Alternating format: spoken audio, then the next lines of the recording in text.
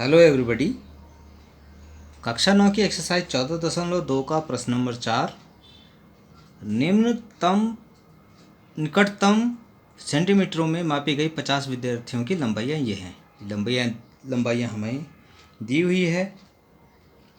अब इन आंकड़ों से हमने नंबर 160 से 165, 165 से 170 आदि का वर्ग अंतराल लेकर ऊपर दिए गए आंकड़ों का एक वर्गीकृत बारंबारता बंटन सारणी के रूप में निरूपित कीजिए। ठीक है। दूसरा, इस सारणी की सहायता से आप विद्यार्थी की लंबाई के बारे में क्या निष्कर्ष निकाल सकते हैं, इसको हमने निकालना है। तो देखिए, यहाँ पर हमारे पास जो आंकड़े दिए हुए हैं, अधिकतम और न्यूनतम लंबाइयाँ देख लेते हैं। ठीक है। यहाँ पे अगर हम देखें तो 150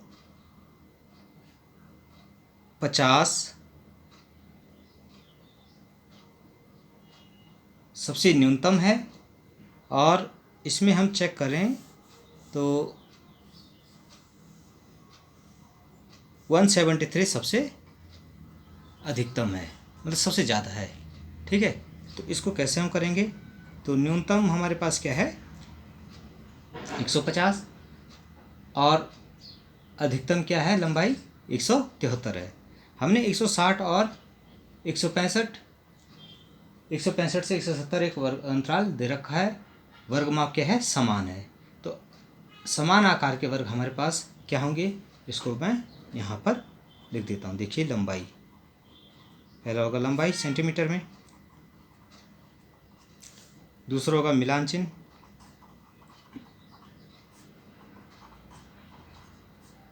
और तीसरा होगा बारंबारता।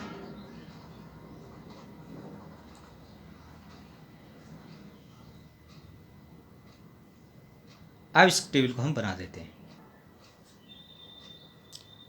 पहला जो हम अंतराल ले रहे हैं 150 से, देखिए 160 से 165, 165 से 170, तो समान वर्गमाप है। तो हम 150 से 155 चलेंगे, 5 का अंतराल रखेंगे। फिर 155 से 160 चलेंगे, फिर 160 से 165, फिर 165 से 170। अधिकतम जो है 173, तो इसको 175 तक लेके हम चल लेते हैं। ठीक है। अब इसके बाद यहाँ पर इसका योग आ जाएगा, जिसको हम यहाँ पे योग के रूप में लिख देंगे। तो सबसे पहले हम देखते हैं 150 से 155 तक कितने आंकड़े हैं।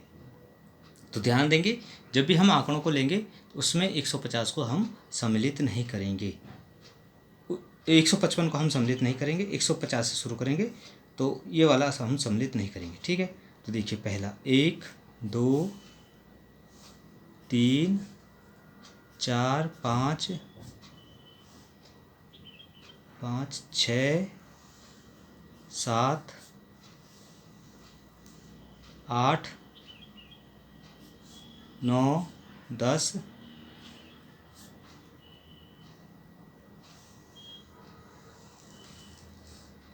11 12। तो ये आपके पास कितने आ गई बारंबारता?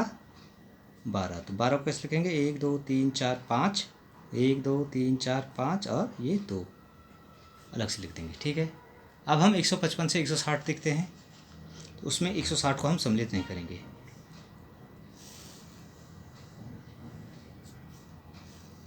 देखिए, 1 2, 160 को हम शामिल नहीं करेंगे, 3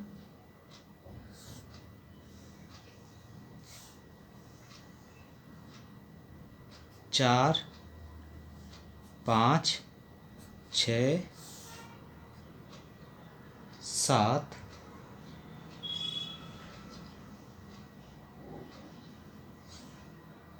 एक बार फिर चेक कर लेते हैं।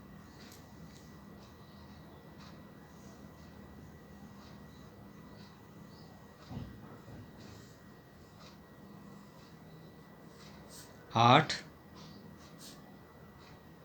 9, तो ये 9 हो गया हमारे पास। ठीक है। तो 2-3 बार आप इसको जरूर चेक करेंगे, कई बार छूट जाता है, इस चीज़ का ध्यान रखेंगे। ठीक है। 160 से 165 को हम नहीं लेंगे, तो तो देखिए 1 2 3 4 5 6 7 8 9 10 11 12 13 14, तो ये 14 हो रहे हैं। 1 2 3 4 5, 1 2 3 4 5, 5 और 5 10 और 4 लाइन और आ जाएगी। ठीक है, अब 165 से 170 देखते हैं। 1 2 3 4 5 6 7 8 9 10। इससे आसानी रहेगी आपको अगर आप इस तरह से टिक करते हुए जाएंगे, अंडरलाइन करते हुए। ये आपके पास 10 हो गया। अब 170 से 175, तो जो छूट गए हैं उनको लिख देते हैं। आप देखिए 1 ये छूट रखा है, 2 3 4 5, हो जाएगा 5, 1 2 3 4 5। अब इनको हम जोड़ दें अगर, तो देखिए 12 9 21, 21 और 14 35 और 5 40 और 10 50। योग कितना आ रहा है? 50। और अधिकतम जो है इसमें 50 विद्यार्थियों को हमने ले रखा है। तो इस तरह से हमारा ये बारंबारता बंटन सारणी बन गई है। अब दूसरा इसने ये पूछा है कि इस सारणी की सहायता से आप विद्यार्थियों की लंबाई के संबंध में क्या निष्कर्ष निकालते हैं। तो हम देख रहे हैं कि 50% से अधिक छात्रों की लंबाई 165 सेंटीमीटर से कम है। तो ये हम कह सकते हैं, तो इसको आप लिख लेंगे। 50% छात्रों की लंबाई 165 सेंटीमीटर से कम है। देखिए आप, कम है।